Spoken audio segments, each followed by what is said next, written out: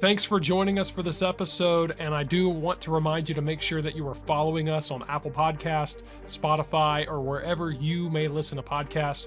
You can also subscribe to our YouTube channel at youtube.com/@churchadvance, and you can actually watch video versions of each episode. We'd also really appreciate it if you could leave us a 5-star review and share this content with other pastors and church leaders.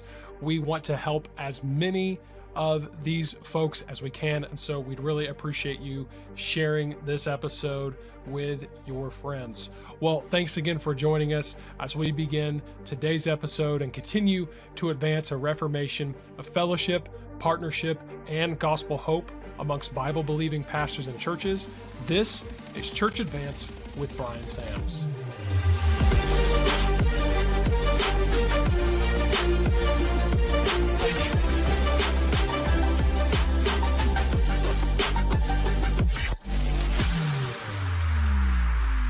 Hey everybody, welcome back to the Church Advance podcast with Brian Sams, and I'm joined today by my friend Chris Anderson with Biblical Ministries Worldwide. Chris, welcome to the podcast. It's great to have you back in Jacksonville. It's good to be back, buddy. Thank you Absolutely. for having me. It's been so cool to follow some of your travels and your journeys with Biblical Ministries Worldwide, heading to India tonight. Yeah, I'm all over the place, and I love it. I just get to kind of beat the drum for church planting and Great Commission work, and it's been a great fit. Absolutely. So, some of the guys aren't going to maybe know you yet, so take a minute. I always tell the story when I'm engaged in public with you that I met you before I knew you, before we knew each other, and somehow, some way, I stumbled upon your preaching ministry back when you were in Ohio. yeah, And I know I've told you in private, I'll tell you in public that I really have always appreciated your preaching and the expository, healthy biblical preaching. And then we got to meet along the way, which was awesome. So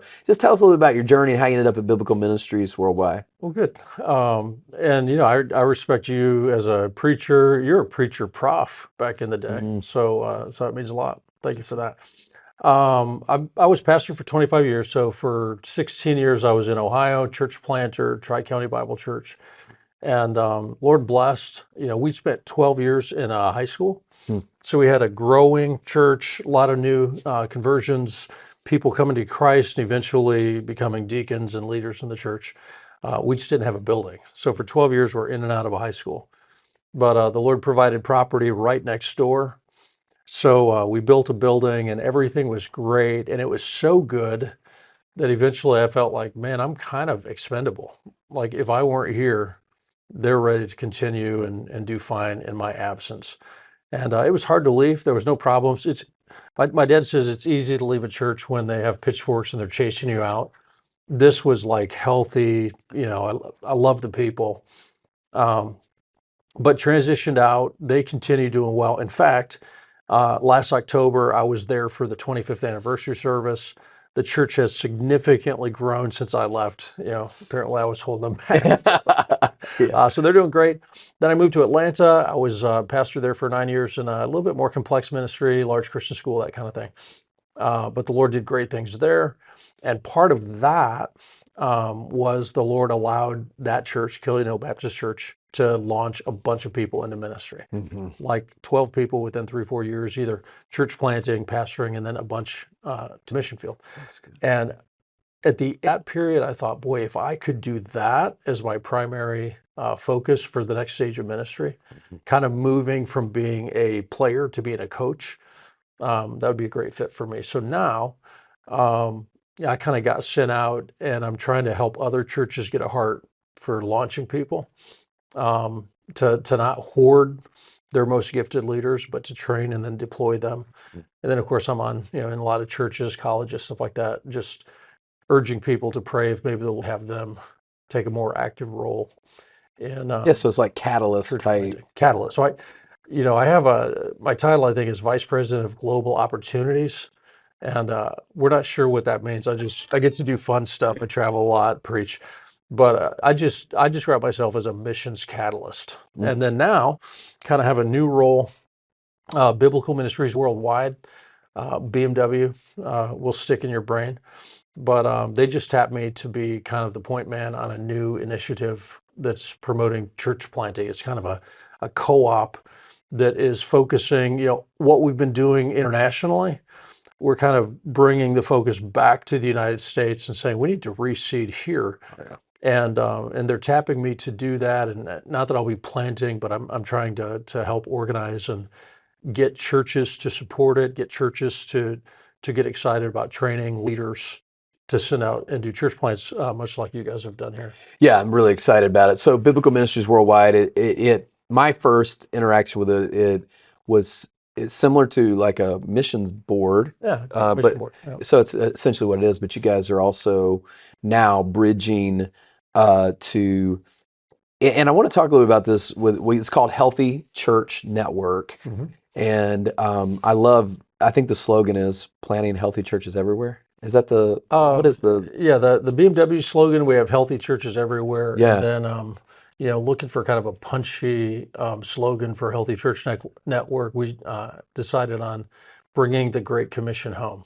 No, it's good. So what we're doing everywhere else, let's come back. The need in the United States is absolutely. I was just talking to somebody last night about this. Actually, in a little session I did with the handful of people that showed up early to the conference, and one thing I said at the end was there are hundreds and maybe thousands of churches in America, and I'm whether it's church planting or replanting, whatever works, but thousands of churches that have been built, established, historic, and they're not healthy. Yeah. And they're going to need to be completely reprogrammed. Many of them will maybe have to go through a disintegration like our church did, or like the one we just planted last year in Mayport did.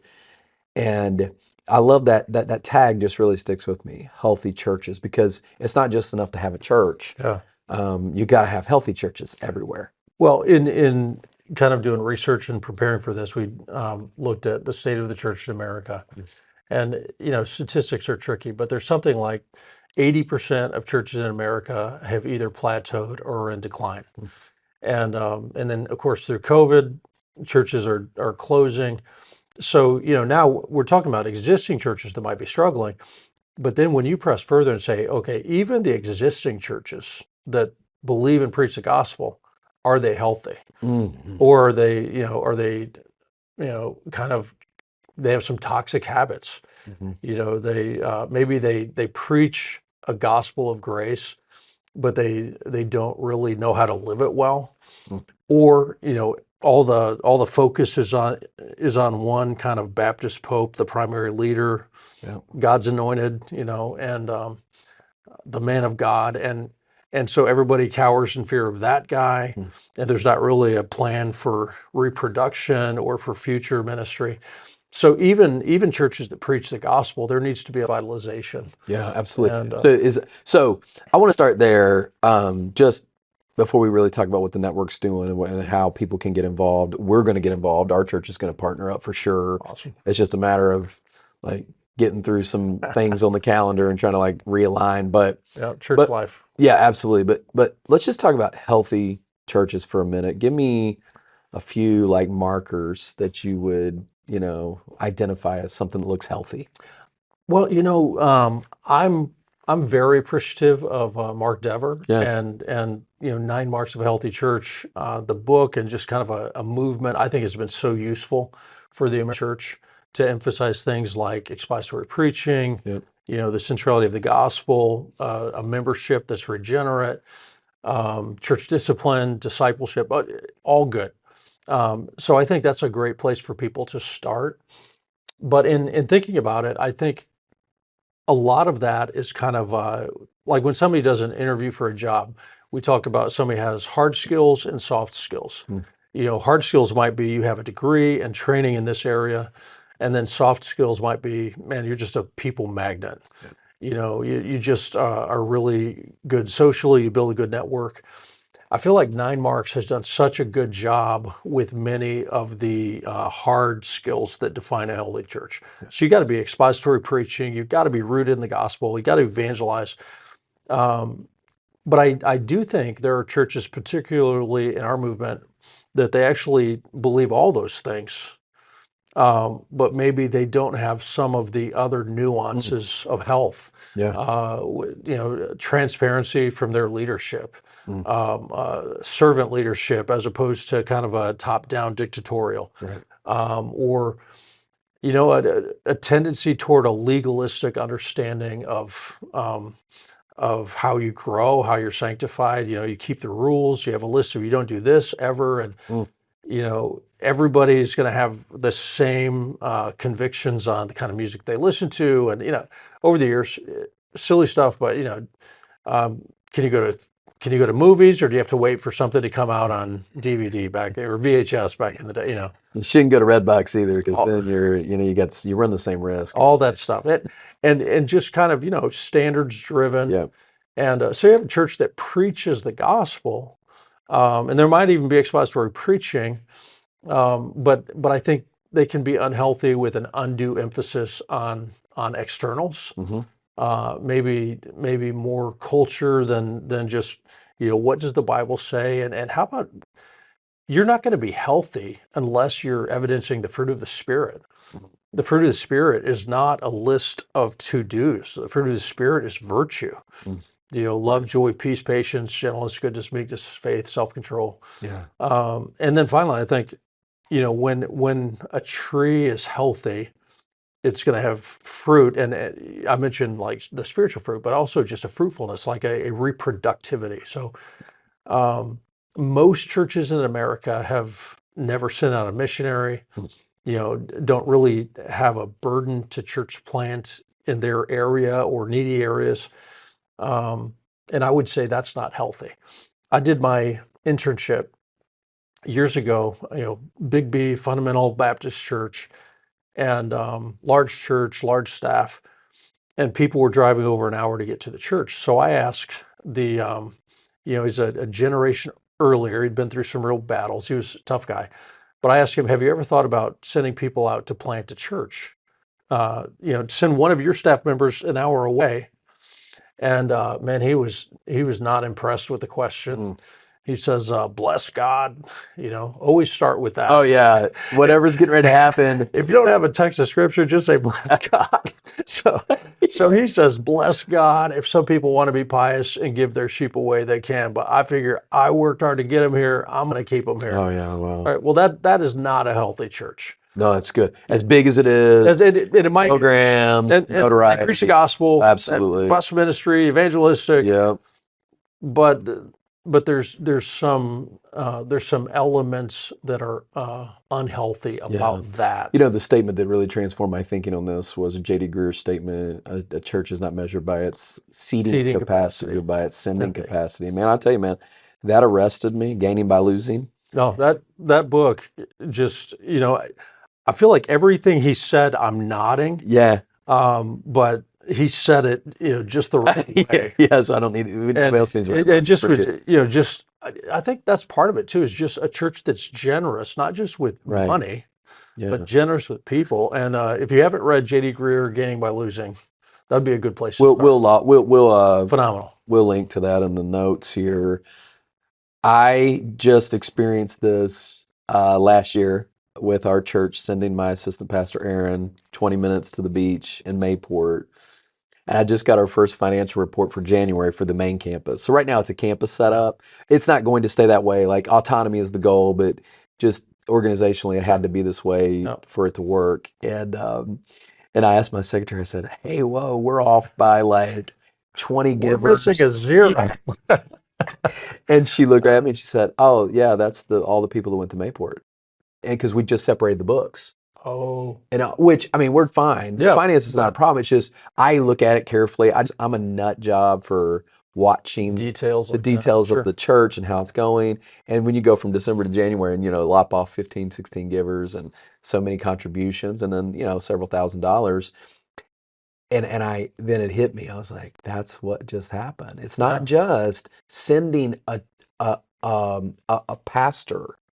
We actually sent givers and servers and a worship band and and it could be when you start kind of a daughter ministry like that, I think sometimes some of your most visionary, ambitious people they're excited. Like, I want to Yep. I want to start building something. Yep. So they go, and it hurts. Oh, yeah. If it doesn't hurt your church, you're probably sending the wrong people. I used to joke like, Lord, you're sending all these people out. How about that deacon? Send that guy. and that's not usually how it goes. Yeah.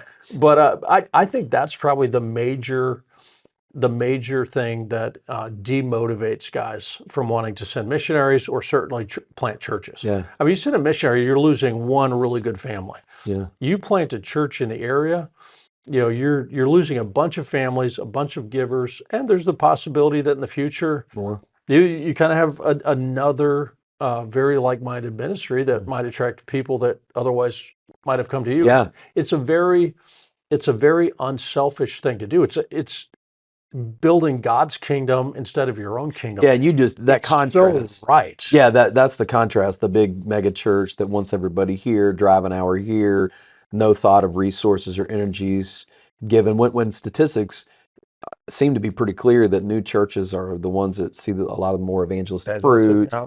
And I mean, it seems like if our heart was genuinely to see people saved and grow and be discipled, we would have to be engaged in this if statistics, and I know they're wonky, but if statistically it is true, like in the SBC, the vast majority of conversions in the SBC in the last year would have come from the new churches. What I would say, just in my experience, we saw more conversions at a small church plant in Ohio, rural, than we did in a complex ministry in Atlanta. And what was happening in Atlanta was very valuable.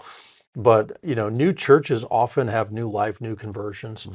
And, I think as pastors, even when we're very ambitious about ministry in a potentially good way, it is very easy for selfish ambition to sneak in. So, we read it like Jesus promised, I will build Brian's church.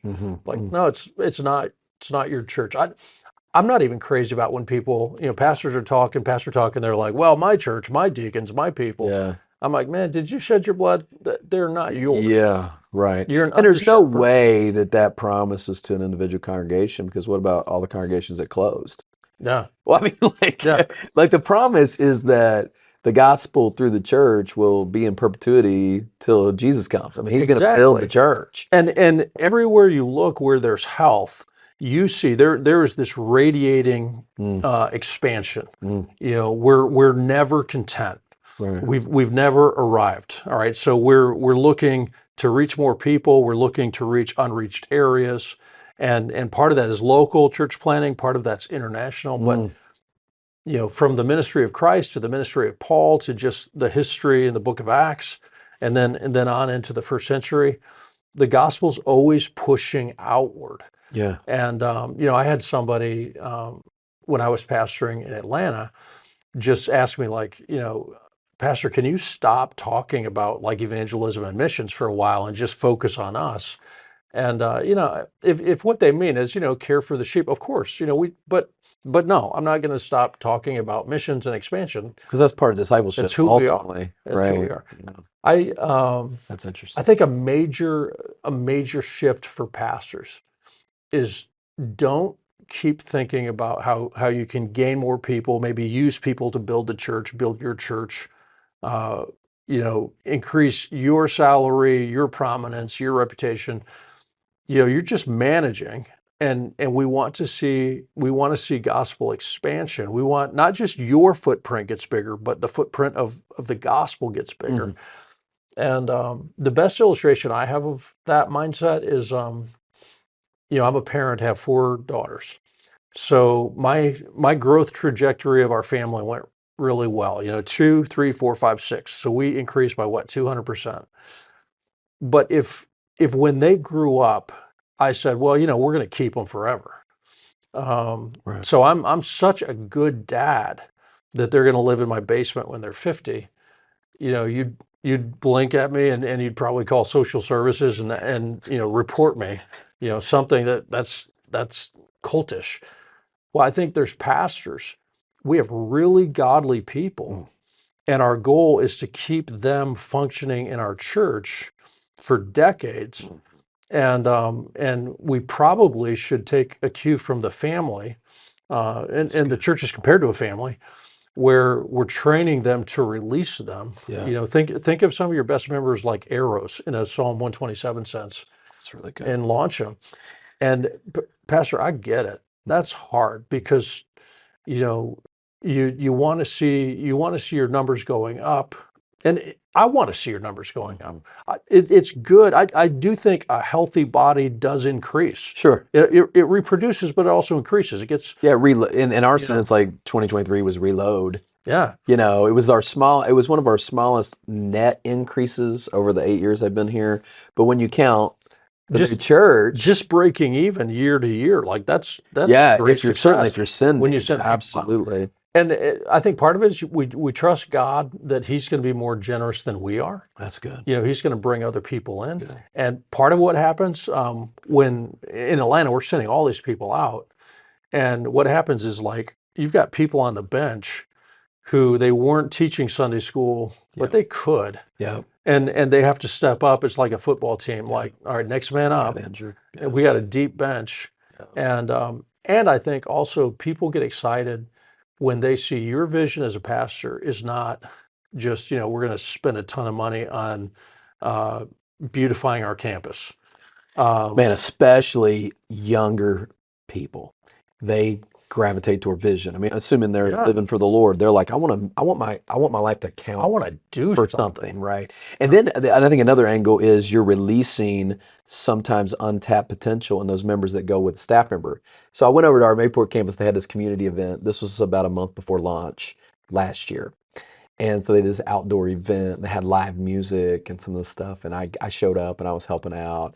And one of our men who is over there now, who is a worship leader over there, gets up on the platform. He's got his guitar and he is leading and he is singing with this band.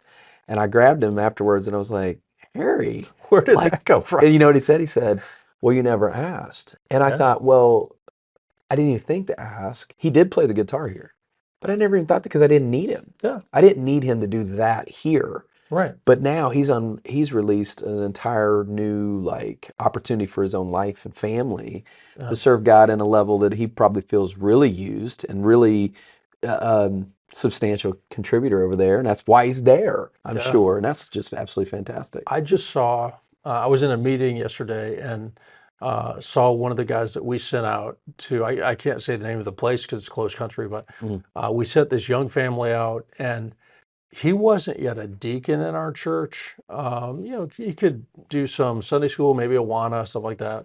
Faithful family, would have been a leader, you know, in years ahead, but our bench was so deep, there just wasn't a lot of opportunities. And here this guy is on the other side of the world in a closed country, and he's been there 2 years. He's telling how, man, we've learned the language quickly by God's grace. We've had evangelistic opportunities that we didn't think would happen, you know, for another couple of years.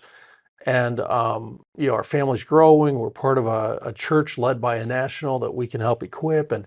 And when he's going through what he's doing, I'm like, man, this guy was kind of sitting in the pew, tithing. He'd show up at a men's prayer breakfast. Right. He wasn't leading. And when I pitched this idea of launching people, you know, I often will say, hey, every family we sent, we needed, but not as much as the unreached needed. Oh, man, that's really good. Or not as much as that community that has no gospel light needs it. To raise people up and then send them. And that's why I think, you know, people should have you around, because this, you know, you saw it happen, but also you're speaking the language. And I would encourage guys that watch this to reach out to you. We're going to put your email address, find okay on the notes. And you guys should have Chris in to challenge you in a mission setting or just a Sunday or whatever the Lord will work out. I think that would be great. So let me shift real quick and ask you two more questions. One, I want to ask about, okay, let's talk about the planters or the missionaries themselves with B&W. What is this, like, you're a catalyst, like we're all trying to do catalytic work. One is the network is really a network of churches. Yeah. So the Healthy Church Network is a network of churches. And, you know, we use the word network. We're not a denomination. Right. We don't have membership and voting. And, you know, we're not trying to replace the SBC or the IFCA or the GRBC or whoever. We're just like-minded guys working together. And, So churches are contributing, and the relationship of a church with the Healthy Church Network would be, I think, comparable to their relationship to a missionary they send out. Yeah. You know, they do a monthly gift to support gospel expansion, but they're not voting. They're any other supporting churches. They're kind of a loose network, but they're not really affiliated. But then the other side of that is the actual church planter. And he would be, we'd have a deeper relationship there. And basically what we've been doing as a faith mission for years is we have a process of assessment, of training, talking to them about support raising. I think ideally getting them to work with somebody, maybe in an interim basis for a while, like an apprentice, and then let's get you to the field and support you so you stay. We're not just like good luck, there's that William Carey hold the ropes thing. So we've been doing that and teaching church planting missiology for years, but 90% plus has been overseas. Now we're saying, let's take those same principles. We've done it in the hardest parts of the world. We've done it where you have to do language acquisition, you have to learn a new culture. But why don't we take our expertise and we can help train guys for ministry that is local. And so a lot of those components are the same, but there are some unique things to being an American church. Yeah, so it's planter. essentially they partner up, they get assessed as to whether it's a good fit or whether and that's great. Honestly similar to NAM. It would be very similar, I think, probably to the Send Network. But I think one thing that people miss with the Send Network, and I have talked to them myself, we partner with them, is that this is not enough. I think this multiplied partnership approach, whether it's interchurch or network or some denominational affiliation, as helpful, as NAM is,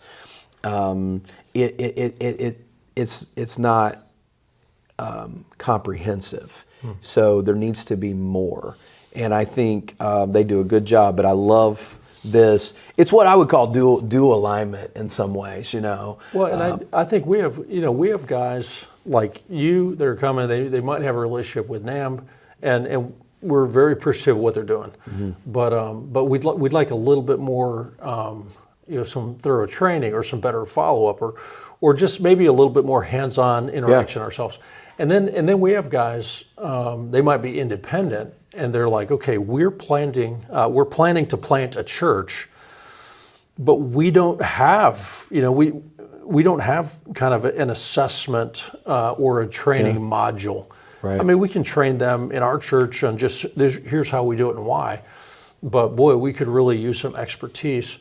So I think we're kind of filling a space where.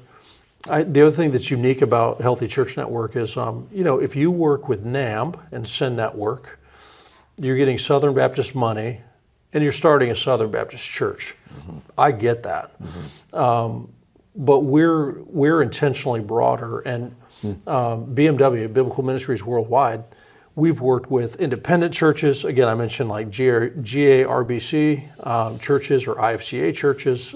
Some of you might not even be acquainted with those, but larger fellowships of churches or pastors, and we're intentionally saying, okay, our rally point is not a brand. Our rally point is going to be our doctrinal statement.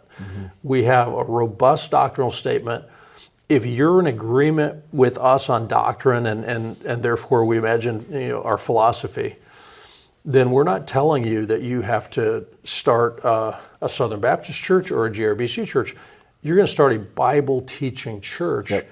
And if you choose to affiliate with a Bible believing group, that's fine. Right. But we're not trying to reproduce churches that strictly are kind of advancing our brand. And there are a lot of other networks doing a really good job, and we're learning from them. Yeah, absolutely. Because you'll find guys like Acts 29 and Pillar Network and others, and that's great. But I think what I'm liking for the audience here with Church Advance is these are guys that really honestly fit better in that stream. That's more where they're already theologically conservative, Yeah. and Acts 29 might be a A little little bit too something far. for, Or, or like what's happening with Gospel Coalition, Yep. I appreciate, but we're narrower than that Yeah, in ways. yeah. And, And I think that most of these guys are looking for no crazy extra biblical doctrine, expositional preaching, not standard driven. well, so that's where we would say that we're not doing Bible plus plus plus, and we're not doing doctrinal statement plus plus plus. Like, good. if you agree with our doctrinal statement and you're not a Southern Baptist, then we would like to work together. We're just saying, if you agree with our doctrinal statement, let's get busy. Yeah. And part of that is just kind of a DNA of what we think is a healthy way forward, and to have really a coalition of like-minded guys. And when this started, we had a dozen guys around a table. Kerry Schmidt was there. I think Mark Likens was there. Just a number of different guys. I was there, and by the end of the meeting, the best word we could find to describe ourselves was we're all kind of misfits. Yes. And we opted not to call it the Misfit Fellowship, but we all felt a little bit like, That's it. I'm not sure exactly where we fit, and we might be coming from. And here's what's so cool about it is we have people, they might be coming from Bob Jones or Pensacola, army of guys, There absolutely is. and maybe they feel like, man, I didn't know there was something like this. I felt like it's just, am I crazy? Am I the only one that thinks this way? A lot of guys were saying, man, this scratches an itch. Well, that's why you're Because we want to work with like-minded guys. We just don't know where and how. Who are they? And I think there's kind of a groundswell of people like us. We're finally getting introduced. Like, man. Well, we agree. the beauty of this is my kind of role in all of this, I think, has been Troublemaker? awareness. Troublemaker. I'm a catalyst. He's an agitator. I know. I try not to be. Kerry Schmidt actually said, "Hey, why don't you just like come back a little bit, but think protagonist instead of antagonist?" And I totally get it. I'm trying to present like a softer edge of myself. Yeah, I'm good at agitating as well. My life verse is the fear of man is a snare. So. I shared that last night. I did. That was my verse coming here. Yeah. Coming here to this church. God cemented that verse in my heart, and it's been. But I think what I've tried to do is raise awareness of the philosophical underpinnings that you're talking about. And now, with us bringing our physical conference to a close and focusing on the podcast to continue that, I was passionate about kind of opening a door and saying, now here is an action item. Here, if you want, it's not just about getting together. It's not just about finding a friend. Yep. It's about working together. It's about Absolutely. let's actually do something together. Yes. Where you don't feel like you can go on deputation in certain circles in this traditional sense, or you don't feel comfortable with this home church or this train or this board. Here is an actual board and a mechanism and a training path for us to actually collectively work together and actually do something for the gospel. So that's why I'm so excited about BMW. Well, you've done a great job, just kind of informing people. I think you're great at connecting people. And when I was pastoring, I tended to have my head down. I'm just doing what I'm called to do. But I didn't have a ton of awareness outside of my circle. And now I think in my new role, I'm traveling a lot. And frankly, I'm finding so much agreement with guys who I assumed were to my left and guys who I assumed were to my right. And finding that, okay, we preach from different versions, but our hearts are so similar. Absolutely. And we're singing doctrinal music, but some is more or less traditional, and it's okay. We're like-minded. So it's been good for me to see like there's such a groundswell of guys who are hungry for that kind of fellowship. And we say it's not standards driven. Of course, we're going to preach holiness, right? But it's not going to be just a list of taboos and that kind of thing. So I think you're filling a role that's so helpful, and people are definitely resonating with that. You're not the only one. Absolutely. And you said, we're getting together to work. I think that is a major factor, especially for a younger generation. Is I remember 15, 20 years ago, a bunch of guys got together to blog. Yeah. Sharper Iron or yeah. something like that. And guys don't want to get together to blog or just have a book club. Yep. Let's do something. Oh man, let's yes, sir. work. Absolutely. So now we're talking about let's get together, and we're not primarily getting together to do podcasts. We're doing podcasts in order to get the work done. Absolutely. But the work is missions, the work is church planting, discipleship, and that inspires people. 100%. Awesome. So we're going to leave links to Biblical Ministries Worldwide to connect with you. I'm hoping somebody out here is just going to take an action step toward maybe there's a church planter, a guy who's thinking about it, or a pastor. Let's take a step toward. I'm going to. I mean, I'm putting my money where my mouth is right now. We're going to do it. Our first baby step is check out the video. We have a video that's 6 minutes or something that introduces Healthy Church Network. Okay. And then we're asking people, we have a roster. And we're trying to figure out, we don't have a membership, but how can guys take a first baby step? It might take your church a while to be able to budget. Churches move slowly, and for a lot, they're going to be like, "Man, next budget cycle, we'll participate." Right. But we're putting together a roster of guys who just say, "Man, I resonate with this. I'm aligned philosophically, doctrinally, and I'm in." Yep. And that doesn't mean you're sending a check. It just means that you're willing to publicly say, maybe it's our form of a walk forward invitation. Yeah. But I like that. Sign our roster. Let's see a number of guys, and part of that is just, I think, that kind of enthusiasm is contagious. We're very, very grateful. We have guys early on. You, Kerry Schmidt, Kurt Skelly. Sam Horn, good friend of mine. I saw Andy Gleiser. Andy Gleiser, Jim Tillotson at Faith Baptist Bible College. They're killing it. Oh yeah. Just kind of a group of guys that maybe 10 years ago were all siloed and doing their own thing. Yeah. And I was raised almost with a Christian suspicion. These other groups, I mean, they love the Bible, but they're off on. And we were all suspicious of each other, and now it's just like, man, praise God, we're finally meeting each other, working together. I'm loving to see it. It's what I've been dreaming of. It's and I think the next 20 years are going to be a lot of fun. It is. I do.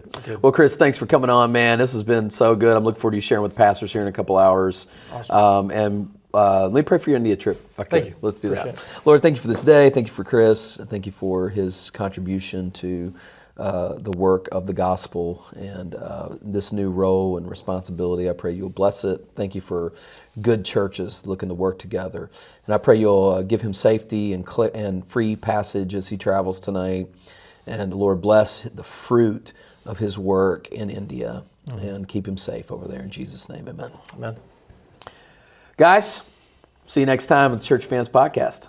Thanks again for joining us for this episode, and we really would appreciate it if you could leave us that 5-star review, and then of course share this content with your friends. We want to help as many pastors and church leaders as we can, and be sure to, of course, follow us on Apple Podcasts, Spotify, and wherever you may listen to podcasts. And go ahead and subscribe to the Church Advance YouTube channel at youtube.com/@churchadvance.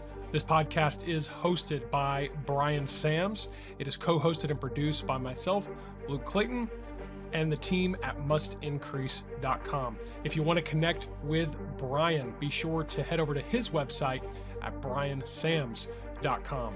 Well, we really look forward to seeing you again in the next episode as we continue to advance a reformation of fellowship, partnership, and gospel hope amongst Bible-believing pastors and churches right here on Church Advance with Brian Sams.